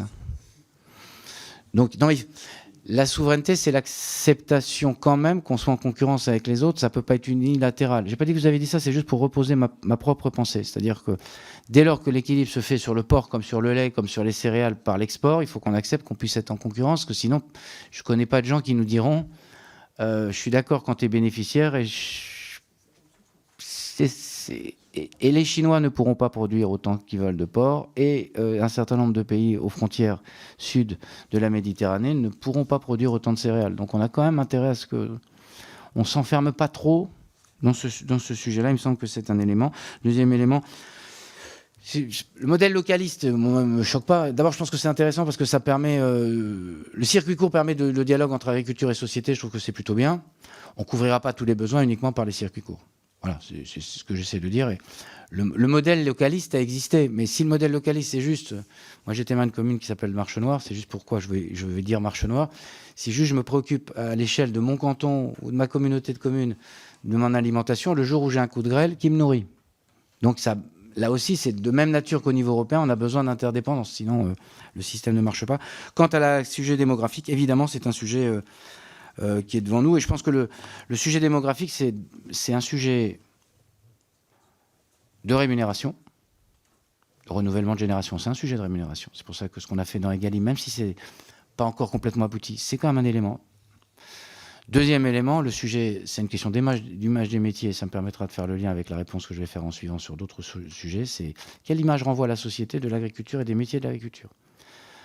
Quand vous avez dans la société une partie des gens qui passent leur temps à dire c'est des pollueurs, c'est des assassins, c'est des criminels, je ne suis pas sûr que ça donne très envie à des jeunes de s'impliquer dans la société. Donc je considère que les mots comptent aussi dans la société. Troisième élément, me semble-t-il, qu'il a ce que j'évoquais tout à l'heure sur les situations d'impasse. On a des situations d'impasse, il y a des filières, il y a des secteurs, il y a des géographies qui aujourd'hui sont en situation de difficulté très lourde du fait du dérèglement climatique. Et si on n'est pas capable de dire voilà le modèle sur lequel on est, voilà le modèle sur lequel on va aller, et on va vous accompagner, et c'est pas impossible, et c'est pas que de l'impasse que je vous produis, et c'est pas que de l'indemnisation de calamités diverses et variées, à ce moment-là, on donnera envie à des gens de s'installer. C'est pour vous donner quelques éléments rapides. Monsieur Amar, j'aimerais avoir autant de certitude que vous sur tout, vous voyez. Parce qu'en fait, vous savez tout, vous nous dites tout, et vous avez des... Non, la caricature, c'est de dire, pardon, il faut réduire l'élevage, il n'y a pas d'autre solution. La caricature, c'est de dire... Pardon, laissez-moi finir. La caricature, c'est de dire... Vous l'avez dit, hein, vous avez dit, l'élevage, il y a des gens qui torturent. Faites attention aux mots. Parce qu'il y a des gens derrière. Il y a beaucoup de mal-être. Parce qu'il y a des mots comme les vôtres. Et donc moi, à chaque fois qu'on a des mots comme cela, moi je pense à des gens qui sont derrière et qui prennent ça comme une offense, une insulte et le sentiment de la remise en cause profonde de leur métier. Jamais vous me trouverez sur le chemin de dire aux éleveurs qu'il n'y a pas des perspectives. Jamais vous me trouverez sur le chemin. Non mais, en général, vous dites torture. Vous avez parlé de qui? Donnez des noms. Donnez des faits. Donc, on a besoin, sur ces sujets-là, de dire des choses sans certitude. Parce que écoutez les scientifiques. Écoutez les scientifiques, il n'y a pas de certitude sur ces sujets-là. Deuxième élément, comme l'a dit le président Chassaigne. Monsieur Amar, vous aurez l'occasion. Mais vous savez, monsieur Amar, vous ne me connaissez pas, mais il y a longtemps que je pense tout seul. Ça fait très longtemps que je suis autonome de penser. C'est peut-être une difficulté pour d'autres, mais moi, c'est pas une difficulté de penser tout seul. Donc, je finis mon propos sur la question de l'élevage. On a besoin d'élevage. Et je commence pas un débat en disant aux éleveurs, vous êtes ceci, cela, ceci. Ben pardon. Écoutez-vous, alors. En tout cas, il y a des gens qui vous écoutent. Et moi, je vous réponds. Non, mais souffrez aussi que ça puisse être... Je sais que vous avez du mal avec la nuance, mais souffrez qu'il puisse y avoir des nuances dans la vie. Attendez, je finis. Et donc, on a besoin de mettre l'élevage sur une trajectoire qui est une trajectoire de décarbonation, mais pas en leur disant vous allez disparaître, vos élevages vont disparaître, parce que moi, j'ai besoin de l'élevage. Moi, j'ai besoin de l'élevage, parce que dans le cycle de l'azote, pour passer de l'engrais minéral à l'engrais organique, j'ai besoin d'élevage. J'ai besoin d'élevage parce qu'il faut défendre l'élevage, parce que j'en ai besoin pour les prairies, j'ai besoin de l'élevage pour les haies. Et puis j'ai besoin de l'élevage, pardon de vous le dire, parce qu'on n'est pas autosuffisant en élevage. Même en viande bovine. Il n'y a qu'en porc où je suis autosuffisant. Je suis à 50% d'autosuffisance en volaille. Je suis à moins de 50% d'autosuffisance en viande ovine. Alors on peut aussi faire un décret-loi qui dit il est interdit de manger de la viande. Ça, il y a des régimes qui font ça. Mais moi, en démocratie, je ne sais pas faire ça, monsieur. Non, mais en démocratie, je ne sais pas faire ça. Et donc, je dis simplement qu'il faut essayer de trouver un point d'équilibre entre une trajectoire qu'il faut assumer, qui est une trajectoire, on va plutôt manger moins de viande. C'est ce que j'ai dit. On va plutôt manger moins de viande. Mais on a besoin d'un équilibre, y compris dans le cycle de l'azote et dans le cycle du carbone. Et c'est ça sur lequel, je sais que ça vous gêne qu'on vous dise des trucs, mais au moins ça ne me gêne pas, ça m'a fait plaisir de vous le faire. Et je pense que ça rend justice à la vérité, de temps en temps, ça vous fait du bien, vous aussi. Deuxième élément, donc voilà sur l'élevage. Et puis alors après, la caricature de la caricature, des animaux gavés dans des usines. Gavés dans des usines. Mais de quoi vous me parlez? De quel élevage vous me parlez? De l'élevage. Qu'est-ce que c'est qu'une ferme-usine? Voilà, vous ne savez pas ce que c'est qu'une ferme. Vous ne savez pas me donner un nombre, vous ne savez pas me donner un chiffre. Et par ailleurs, je vous invite vraiment à sortir de vos frontières intellectuelles et à aller voir en Europe. Il n'y a pas besoin d'aller en Chine. Allez voir en Europe ce que sont que des élevages avec beaucoup d'animaux. Et vous verrez, comparez, faites un peu de relativité des choses. Et vous verrez, on y verra plus clair. Monsieur Petit, vous avez évoqué la nouvelle PAC. Oui, alors, oui, il faut s'y mettre. Ce n'est pas une perspective immédiate. Mais la question de l'entrée en Ukraine vient changer profondément le paradigme. À mon avis, ça vient réinterroger la question de la souveraineté. Et de quoi on fait une Europe puissance au travers de l'alimentation? Ce sujet, c'est que ça ne vienne pas déstabiliser les agricultures voisines. Avec un modèle de production qui n'est pas tout à fait le même aujourd'hui, y compris sur les contraintes environnementales. C'est ça le travail qu'on a à faire. C'est une interrogation nouvelle PAC, mais je pense qu'on a une interrogation globale sur la nouvelle PAC. Est-ce que quand vous faites rentrer un pays qui est aussi puissant que ça d'un point de vue agricole, les mêmes outils s'imposent d'un point de vue de la PAC? En tout cas, pour moi, c'est un questionnement. Parce que l'Ukraine, c'est quand même quasiment l'Europe, quoi, si je peux dire, en termes de production. Donc il faut être assez prudent sur la question. Je pense que c'est un élément très important. Et il y a des risques de déséquilibre. J'ai bien noté votre question sur les fonciers. Je partage aussi ce que vous avez dit, Monsieur Garot, sur la question de la souveraineté. J'y ajoute, mais vous l'avez dit d'une certaine façon, c'est disponibilité, accessibilité. Je vais dire sur l'accessibilité, parce que c'est le point sur lequel vous allez plus développer. Disponibilité, quantité, c'est la question de la durabilité. C'est-à-dire que c'est pas seulement produire, c'est comment on arrive à produire dans les contraintes qui sont celles du dérèglement climatique, de la perte de biodiversité, de parfois l'érosion des sols, de la perte... voilà. Mais on partage le point de vue, je le sais. L'accessibilité, alors moi je pense qu'il ne faut quand même pas renoncer au combat, parce que moi j'essaie de ne pas me trouver dans la situation d'être celui qui soit le porte-voix de ceux qui sont assez visibles dans l'espace médiatique, qui portent parfois le nom de l'enseigne qu'ils défendent, et qui viennent nous expliquer que le bon prix, c'est le plus bas prix. Parce que ça, c'est un piège à... C'est un piège à agriculteurs, en tout cas. C'est un piège à revenus des agriculteurs. Parce que cette théorie-là, depuis 50 ans ou 60 ans, elle a fait que les 15 dernières années, avant Egalim, on a vu une déflation des prix agricoles. C'est pas ce que vous dites, hein, d'ailleurs. Non, mais attendez. Non, c'est pas ce que vous... Non, attendez. Non, c'est pas ce que vous dites. Attendez, je vais au bout. Non, mais je commence par ça parce que c'est un élément important. Ça veut dire qu'il faut répondre à la question de l'accessibilité, pas par le prix, c'est qu'est-ce qu'on peut avoir comme mécanisme de solidarité pour ceux qui ne peuvent pas avoir accès à l'alimentation. Mais parce que l'alimentation a un coût, il faut qu'elle ait un prix. Et après, il faut traiter la question des 30 millions dont vous avez raison de parler sur l'espace européen, qui, eux, n'ont pas accès. Mais c'est deux sujets différents. C'est pour ça, c'est pas ce que vous aviez...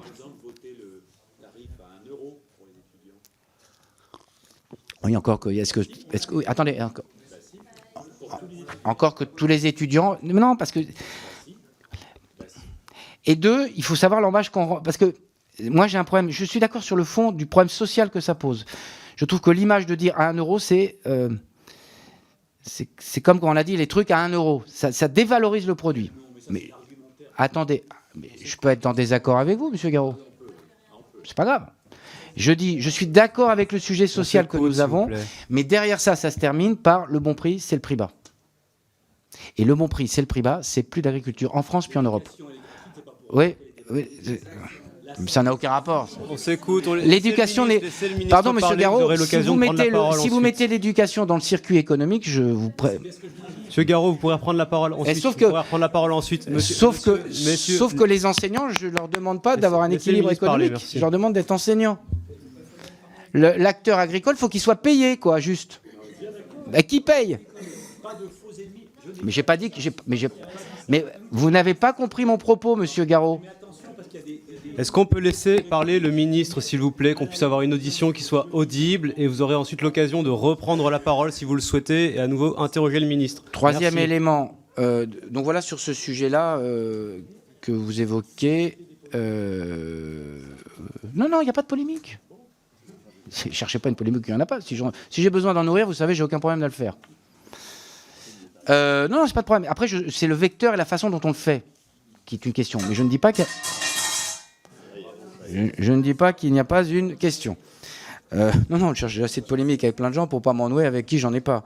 Monsieur Alfandéry, sur la question des engrais, bon, il y a plusieurs facteurs. Il y a d'abord profiter... Il est où, monsieur Alfandéry ? Je pense qu'il faut se saisir de la question de la sortie de la dépendance en disant c'est pas pour reconstruire le même modèle d'engrais, c'est pour avoir des engrais qui soient décarbonés. Donc on a intérêt à reconstruire ce qu'on a dit tout à l'heure sur la question de l'élevage, un modèle qui soit plus décarboné, qui permette de reproduire les choses. Et il me semble que c'est un élément important. Alors en même temps, les flux d'engrais en provenance de Russie et Ukraine, c'est quand même 4% du tonnage livré. Donc la question, elle est aussi avec des pays tiers sur lesquels il faut qu'on essaye de... Ça pose aussi la question d'essayer de réduire, hein, dans un certain nombre de cas. Il y a des pratiques agricoles qui permettent de le faire. Et donc, il me semble que c'est un élément important. Et on a plutôt besoin de le penser au niveau européen qu'au niveau national. La question de l'engrais et de souveraineté d'engrais ne peut pas être posée simplement au niveau national. Il me semble que ça serait une erreur. Monsieur Sassaigne, alors, vous dire peut-être d'abord sur le paiement à l'actif, ce que vous avez évoqué. Oui, alors, je sais que c'est jamais agréable quand on fait une réponse comme celle que je fais faire. C'est dans les règles de l'OMC. On peut pas changer ces règles-là, sauf on peut les changer dès lors qu'on arriverait à avoir un débat au OMC.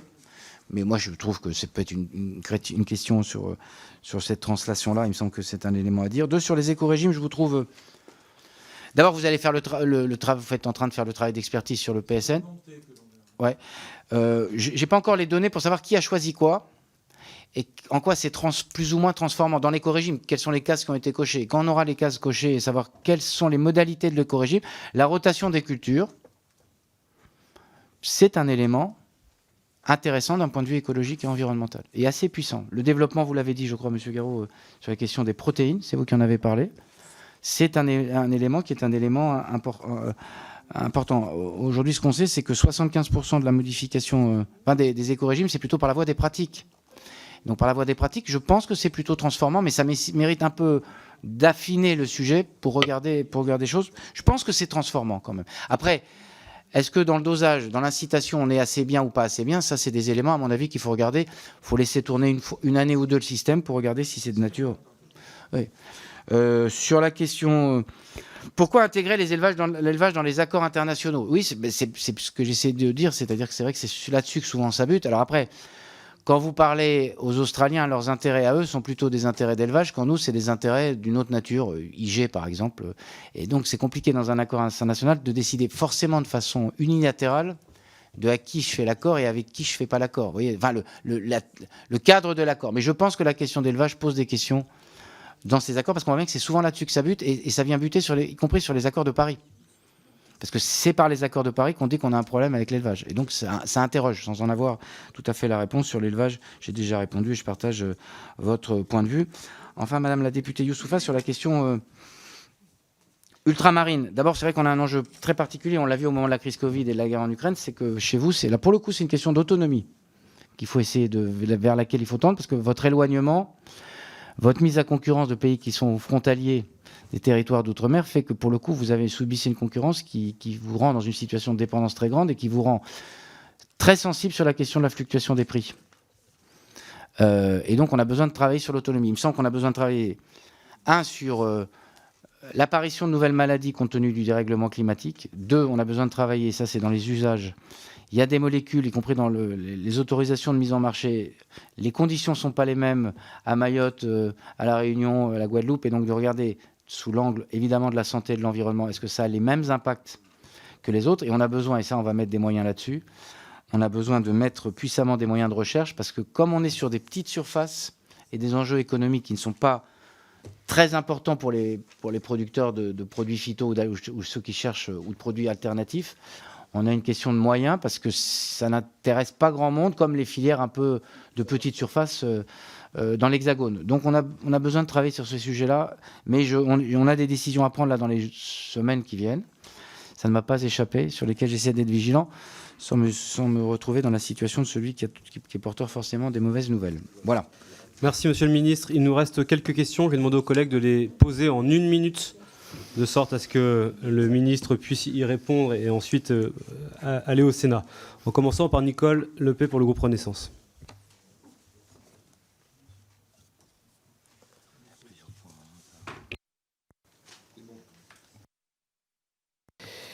Merci, Monsieur le Président, Monsieur le Ministre. Ma question sera double et portera sur les plans stratégiques nationaux en matière agricole.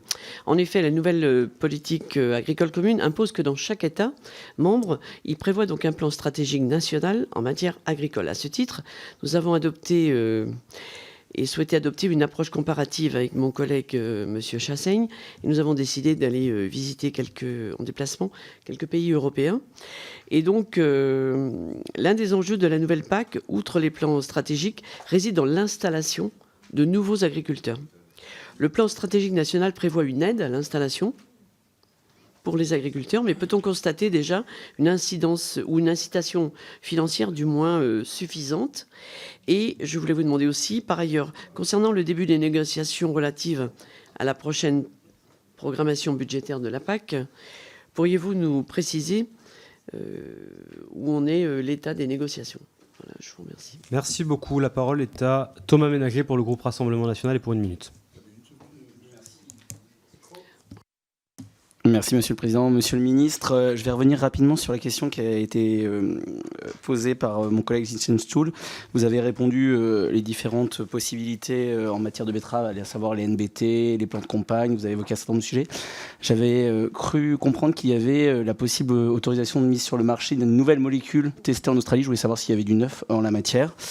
Et concernant les accords de libre-échange et ce que vient de vous poser Monsieur Chassaigne, déjà je suis heureux que vous acceptiez, que vous expliquez clairement qu'il y a des perdants dans les accords de libre-échange, que sont les filières bovines et les filières ovines. Vous l'avez dit très clairement qu'il y a des filières gagnantes et que ce sont des filières perdantes.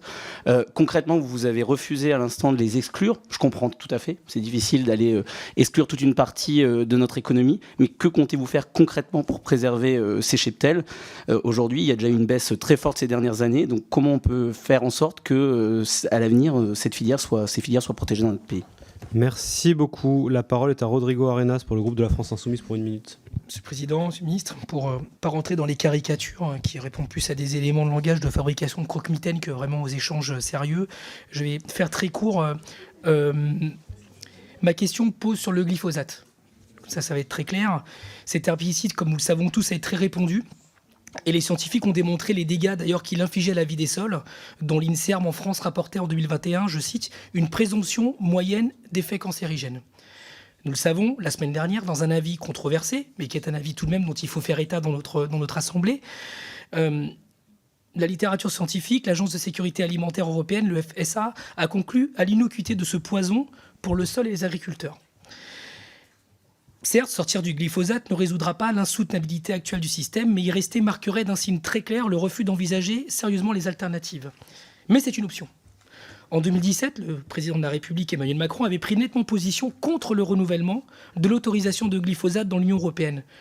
Le 15 décembre 2023, cette autorisation sera à nouveau à l'ordre du jour. Pour le coup, pourriez-vous nous dire quelle position défendra la France à cette occasion ? Je vous remercie. Merci beaucoup. La parole est à Sabine Tillet pour le groupe démocrate. Merci, Monsieur le Président, Monsieur le Ministre, merci d'être parmi nous. Une question qui vient en fait de ce qu'on me rapporte un peu en circonscription et qui concerne le FEADER.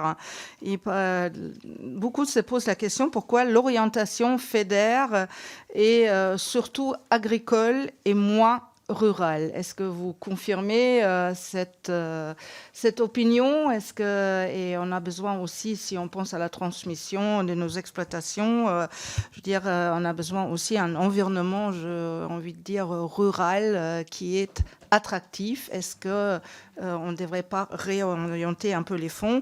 Et deuxièmement aussi, les régions sont aujourd'hui, pour la période 2023-2027, autorités de gestion déléguées. Là aussi, il y a beaucoup de divergences entre les régions et l'utilisation des fonds européens. Est-ce qu'une gestion partagée entre l'État et les régions, ce ne sera pas une meilleure solution? Merci. Merci beaucoup. La parole est à Dominique Potier pour le groupe socialiste pour une minute. Merci Monsieur le Président. Tout d'abord, vous dire au nom du groupe socialiste, Monsieur le Ministre, que sur le plaidoyer européen et votre vision géopolitique, nous sommes alignés et fiers de l'être sur les grandes questions européennes. Je vous interroger sur la question de l'élevage. Elle a déjà été abordée sur divers plans. Il est aujourd'hui menacé dans notre pays, notamment dans sa forme la plus vertueuse, la forme des pratiques herbagères. C'est une question, les leviers, on les connaît. Un contrôle du foncier, qu'aujourd'hui la facilité c'est l'agrandissement et la végétalisation. C'est le plan protéines qui est insuffisant pour avoir une autonomie à bon marché pour les éleveurs. Et puis c'est le plan stratégique national et la PAC qui dans sa structure est par trop inégale, car mal ajusté entre les différentes filières et notamment au détriment des éleveurs qui ont la charge de travail et de capitalisation la plus importante. Est-ce qu'il y a un axe européen à la révision de la PAC à mi-parcours et notamment du PSN pour redonner ses chances à l'élevage? Sans élevage, il n'y a pas d'agroécologie. Sans agroécologie, tout le reste est un peu de la littérature. Je voudrais vous interroger sur la question du plan azote. Avec votre prédécesseur, dans la loi climat, on a dit 2 années d'expérimentation et puis on verra après. Il y a urgence à faire de la prévention, à éviter ce qu'on a fait sur les pesticides, de la procrastination. Est-ce que sur le plan ammonitrate, nous pouvons avoir véritablement une trajectoire agroécologique de recherche et des solutions pour ne pas planter à terme nos agriculteurs? Enfin, je me permets 10 secondes. Par exception, on parle tous de souveraineté alimentaire. Moi, j'aime à ce qu'on parle de contribution à une sécurité planétaire sur le plan alimentaire. L'Afrique est totalement sortie de nos radars. On ne parle plus que de traité transatlantique ou transpacifique. C'est délirant. Merci. Comme tout le monde avait été plutôt respectueux. Bon, la parole est à Stéphane Buchou pour une minute. Bien, je vais essayer de... C'est pour ça qu'il a eu le droit d'avoir plus. Je vais essayer de l'être également. Merci Monsieur le Président, Monsieur le Ministre. L'Union européenne est l'un des plus grands producteurs mondiaux de volailles, avec une production annuelle de 13,4 millions de tonnes. C'est aussi l'un des plus grands consommateurs. Cette filière qui participe évidemment à notre souveraineté alimentaire fait régulièrement face à des vagues de grippe aviaire aux conséquences sanitaires, humaines et économiques désastreuses. Entre le 10 septembre et le 2 décembre 2022, près de 400 foyers ont été répertoriés dans des élevages dans 18 pays européens. Avec le vaccin, une étape pour protéger cette filière est franchie. Seulement, les producteurs sont inquiets vis-à-vis du commerce extérieur et de l'acceptation des volailles vaccinées sur le marché mondial. Monsieur le ministre, pouvez-vous nous faire part des discussions européennes à ce sujet? Je vous remercie. Merci. Et puis la dernière question pour Éric Martineau pour le groupe démocrate. Merci Monsieur le Président, Monsieur le Ministre. Je connais votre attachement à nos agricultures. J'en profite pour saluer justement votre soutien et les récentes mesures en faveur de l'agriculture biologique. L'agriculture française, quoi qu'en pensent certains, est une des meilleures au monde et je le dis avec fierté. C'est pourquoi nous devons en informer et rassurer nos concitoyens. L'information aux consommateurs sur l'origine des produits alimentaires n'est pas suffisante pour répondre à la demande de transparence de la part des consommateurs. Le règlement INCO définit les principes généraux régissant l'information sur les denrées alimentaires et en particulier l'étiquetage, dont l'étiquetage sur l'origine. Nous y sommes très attachés, vous comme moi, et dans le cadre de la stratégie Farm to Fork, la Commission européenne a entamé le processus de révision du règlement INCO et j'aimerais avoir des informations, des éclairages justement sur le devenir de cette révision. Je vous remercie. Merci beaucoup, Monsieur le Ministre. Vous avez la parole pour répondre à ces questions. Je vais essayer de faire une minute aussi pour chacune des réponses. C'est Madame Le Pen qui a commencé, je crois. Ouais. La question des actifs, la question de la PAC et la place des actifs dans la PAC, on a plutôt augmenté les crédits puisqu'on est passé de 2 à 3% du budget. Là, on peut dire 2 à 3%, c'est pas très significatif. On a essayé aussi de travailler, mais on en reparlera, y compris dans les travaux que vous menez avec le président Chassaigne. On a essayé de travailler aussi sur la transparence des GAEC. Il me semble que la définition de l'agriculteur actif et tout ça, c'est une trajectoire qui essaie de solidifier les questions d'installation. Mais je voulais surtout répondre sur votre question de la nouvelle PAC. Enfin, c'est ça ce que vous dites. C'est pas seulement le budget, c'est qu'est-ce qui se passe sur la nouvelle PAC. Alors, on est à 6 mois de l'actuelle. Mais à mon avis, les questions qui se posent, c'est les questions qui ont été posées par votre collègue Frédéric Petit sur quels sont les impacts de l'arrivée de nouveaux États et si ça se passe, comment ça change et ça perturbe le système, ça le bouleverse. Et donc, quels sont les outils? Deuxième élément, moi je pense qu'on a besoin de manier à la fois des outils d'aide économique et des outils qui permettent la transition. Troisième élément qu'il faut poser sur la table, c'est ce qu'on appelle les paiements pour services environnementaux. C'est les paiements pour les services environnementaux, c'est dans la PAC ou c'est hors de la PAC? Parce qu'il me semble qu'on a une question à poser. Si c'est un paiement pour services environnementaux, il me semble qu'il n'est pas illogique de se poser la question d'une modalité de financement qui ne soit pas complètement adossée à la PAC, sinon on vient d'en rabattre sur les autres sujets économiques et d'autres sujets de transition. Et donc il faut qu'on... J'ai pas de position arrêtée évidemment à ce stade, je pense qu'il faut qu'on y travaille pour qu'on ait une position française affirmée. Il n'est pas impossible que les Allemands aient la volonté de profondément... Il y a toujours deux sujets sur la PAC, c'est est-ce qu'on reste sur les fondements de ce qui a été découplage-couplage de 92 et le budget. Je ne vois pas qu'on ne puisse pas se dire quand même que si on veut de la souveraineté, il faut que le budget soit à la hauteur. Alors dans les contraintes budgétaires qu'on connaît au niveau européen comme ailleurs, mais enfin quand même, il me semble que c'est un élément sur lequel il faut qu'on essaye de travailler. Donc on a commencé à ébaucher un premier tour de piste avec les collègues européens pour regarder ce qu'on peut faire là-dessus. Mais évidemment, je pense qu'on est sans doute à la croisée des chemins. Ça fait écho à ce qu'a dit le président Chassaigne, c'est quels sont les outils de transformation et de transition qui soient suffisamment puissants, mais dans une logique économique. Et si c'est purement des services pour paiements environnementaux, c'est ailleurs que ça doit se trouver, me semble-t-il. Oui, deuxième pilier ou hors de la PAC, parce que le deuxième pilier, il est prélevé sur le premier. Et donc, il me semble qu'il y a une question quand même qu'il faut se poser. Est-ce qu'on a un sujet autour du carbone? C'est-à-dire, est-ce que la finance carbone peut se développer pour permettre de financer cette transition? Il me semble qu'il y aurait des éléments vertueux. Monsieur Ménager, oui, dans des accords internationaux, vous êtes plus fort sur certaines positions que sur d'autres. C'est vrai que quand on parle avec l'Australie, sur l'aéronautique, on est plus armé qu'eux, quoi. C'est un accord. Et dans un accord, il y a des intérêts défensifs et des intérêts offensifs. Deuxième élément, alors je vais essayer de vous répondre. Deuxième élément, sur l'élevage, il faut distinguer parce que une grande partie des fromages français, ils sont bénéficiaires, et les fromages français, c'est de l'élevage. Hein, en chèvre, en mouton et en bovin. Non, mais c'est juste pour reposer le système. Deuxième élément, comment on fait? Je rajoute un truc, je pense que l'essentiel de la concurrence qu'on a aujourd'hui est une concurrence intra-européenne, donc c'est plutôt une question de compétitivité et de distorsion de concurrence qu'on a créée dans notre espace européen. Sur la volaille, sur la viande bovine, l'essentiel de la concurrence, elle est intra-européenne, quand vous regardez les chiffres. Et donc une partie de la réponse, pour pas qu'on soit en défaut, nous, et qu'on ne vienne pas fragiliser nos filières, c'est déjà d'essayer de travailler sur la compétitivité franco-française dans l'espace européen. Le deuxième sujet pour éviter ça, c'est, je pense que l'incrémentation des accords de Paris, ça fait écho à ce que c'est un élément pour dire l'élevage, on le traite comment dans cet espace-là? Parce que l'élevage, c'est du carbone qu'on transporte quand même. Et donc, c'est comme ça qu'on essaiera de résoudre cette équation. Encore qu'il y a des pays pour lesquels c'est de vrais intérêts. Les Néo-Zélandais, pour eux, l'élevage, c'est un élément de force. Ce qu'il ne faut pas, c'est que ça vienne affaiblir notre élément à nous. Donc, c'est comme ça qu'il faut essayer, me semble-t-il, de travailler. Je réponds sur la betterave. Oui, alors le produit n'a pas encore été déposé en homologation. Il y a des analyses en cours en Autriche, parce que vous savez que dans ces cas-là, on fait des analyses comparatives entre pays.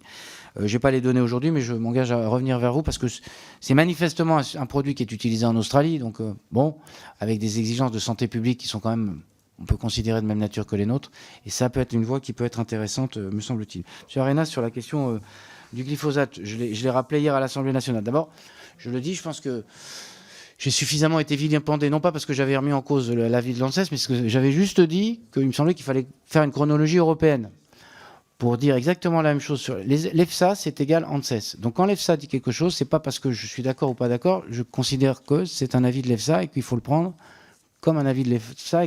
Et c'est l'organisme qui est chargé de regarder ces questions-là. C'est l'organisme qui a regardé ces questions. Donc je ne vous me trouverai jamais sur le chemin de remettre en cause l'EFSA, parce que si on ouvre cette boîte-là, y compris sur des sujets sur lesquels on pourrait être d'accord, on va ouvrir une boîte où j'ai une étude de quelqu'un qui dit quelque part que sur le dérèglement climatique, ça n'existe pas ou c'est pas comme ça qu'il faut faire. Donc, je pense qu'on a intérêt quand même à se consolider sur la science. L'EFSA a produit des interdictions nombreuses au niveau européen. Et quand elle dit « je ne considère pas qu'il y a un risque avéré », j'ai tendance à penser qu'il faut l'écouter. Qu'est-ce que va faire la France? D'abord, c'est une décision qui sera prise en interministériel le 15 décembre, mais je l'ai dit hier à l'Assemblée nationale. Il n'est pas question d'en rabattre sur, vous avez dit, les alternatives. On est le seul pays du monde à avoir réduit sa consommation de glyphosate de 30% en 5 ans. Le seul pays du monde. On est les seuls au monde. Donc, l'idée n'est pas d'en rabattre là-dessus. Après, il faut qu'on s'aligne avec les autres pays européens, parce que s'il y en a qui disent nous, on ne réduit pas, et que nous, on dit on interdit, là, on va créer une distorsion, d'autant que l'EFSA ne dit pas que ce soit une obligation. Donc, on est en train de regarder le point d'équilibre qu'on peut trouver.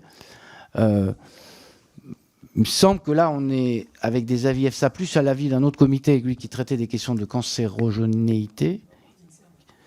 Non, c'est pas l'INSERM, un autre européen, et qui dit qu'il n'y a pas d'effet cancer. Bon, moi je ne vais pas débattre entre les scientifiques, mais c'est quand même sur cette donnée-là que ça va se... Bon, donc, mais vous ne me trouvez, décidément, vous ne me trouverez pas sur le chemin d'essayer de faire autre chose que de... Si on a trouvé... la position française, ça a été de dire s'il y a des alternatives, on réduit. Et c'est ce qu'on a fait.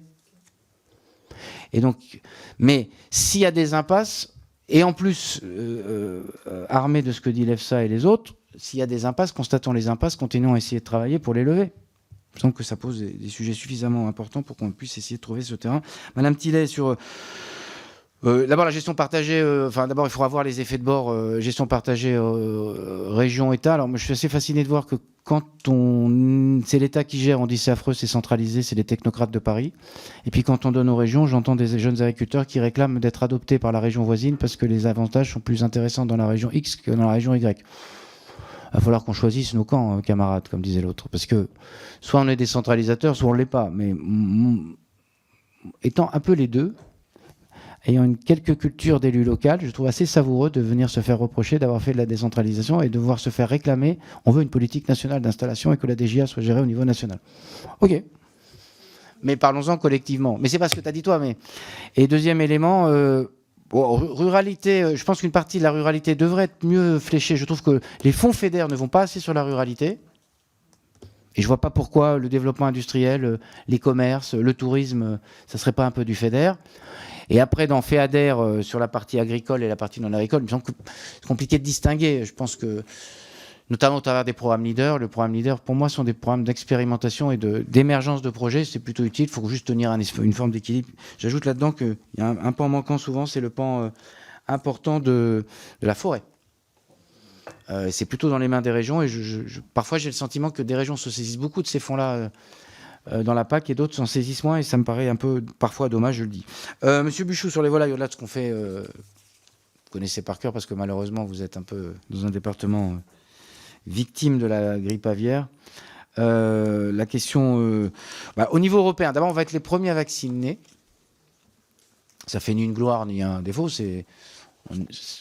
On s'assure au niveau européen, ça c'est plutôt garanti, puisque c'est au niveau européen qu'on a décidé de l'expérimentation et c'est bien au niveau européen qu'on décide de la capacité à vacciner. Ça, c'est réglé. Après, ce qu'il faut qu'on regarde au niveau européen, c'est dans les accords d'échange et de commerce, que ça ne vienne pas entraver quand même sur certaines filières la capacité à exporter. Donc ça, c'est Europe et nous, France. C'est-à-dire que mes services en permanence sont en contact avec les autres pays pour faire de la diplomatie sanitaire, pour expliquer ce qu'est la vaccination. Ça veut dire qu'il faut la faire sérieusement en donnant des éléments de suivi. C'est pour ça que ça nécessite un peu de temps, pour qu'on garantisse à ceux qui vont prendre nos produits qu'il y a un processus de suivi sanitaire, etc. etc.